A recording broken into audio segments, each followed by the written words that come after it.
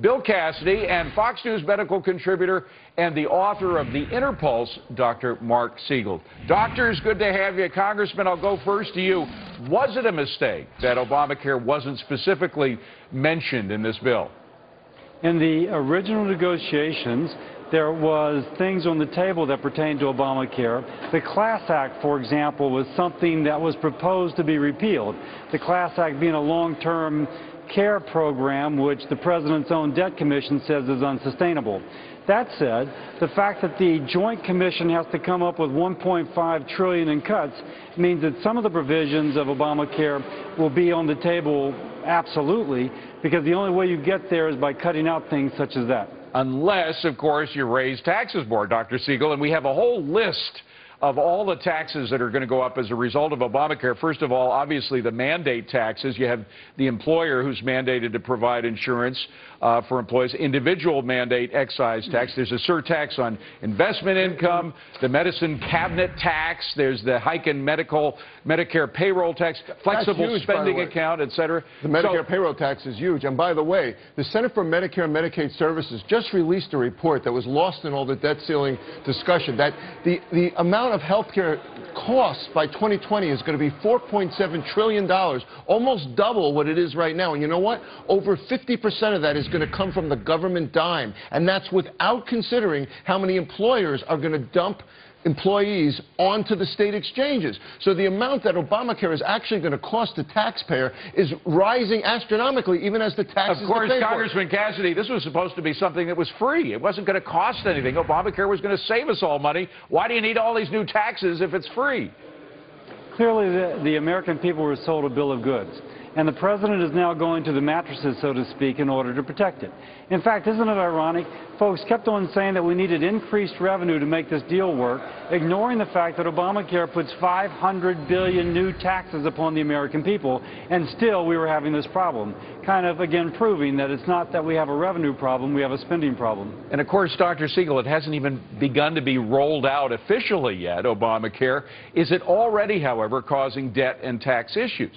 No question about it, David. Not only is it causing debt and tax issues, but in addition, premiums are soaring. And now we see that with that's for sure. And with the automatic trigger that may come in if the debt deal actually goes through, you're going to see a 2% across-the-board cut to providers. They love to say benefits are being preserved. Benefits, but what are the benefits going to buy you if doctors are fleeing? You know, the Congressman knows that AMA said last year that 17% of doctors already are fleeing from Medicare. What do you think is going to happen now? Doctors cannot afford to take care of patients under Obamacare. And, Congressman, what we're beginning to see already is that states like New York, who realize that they're suddenly going to have to insure 1 million more people, they have to set up these health care exchanges. Already there's money that they're thinking about allocating for these exchanges. They have to have new clinics, and they have to get new doctors. And as Dr. Siegel just said, it's tough to get new doctors in this environment. Well, it's tough to get new doctors when Medicaid pays maybe 60% of cost, and it's going to be tougher to get physicians from Medicare, which Dr. Siegel is referring to, because of the kind of built-in downward bias whereby Medicare will increasingly pay less than a physician's cost. So there has been this, David, you mentioned at the front, this is supposed to be free. As it turns out, there is no free lunch. And Obamacare, although promised it, it's going to show that that's not the case. Dr. Siegel, hold on a second, because I want to go to the Congressman. How do you dismantle it? I mean, assuming that there is a big change in 2012, electorally speaking, is this something that you have to take apart piece by piece, take each one of these separate new taxes and undo them, or is there a way that you can sweep the whole thing out? There's three parts of health care, if you will. There's Medicare, which clearly Obamacare taking $500 billion in savings, not spending it to shore up Medicare, but rather spending it on another entitlement. That's one thing to fix. There's Medicaid, the combined federal-state program that is bankrupting states. And lastly, there is the problem of the private and health insurance market. You need a plan for each. The Ryan plan preserves and strengthens Medicare.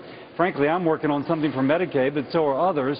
And the last piece Republicans will come forward will be on the private insurance market. You got to divide it up and treat each separately. Quickly, I want to speak to Medicaid very quickly. What the Congressman is saying here, Medicaid is the biggest bloated entitlement of all. The states are going to go bankrupt for Medicaid. Medicaid allows you to use it if you have the card for all kinds of services that patients don't need. Dr. Mark Siegel, Congressman Bill Cassidy from Louisiana. Gentlemen, thank you very much. Thanks, David. Coming up on deck, military spending.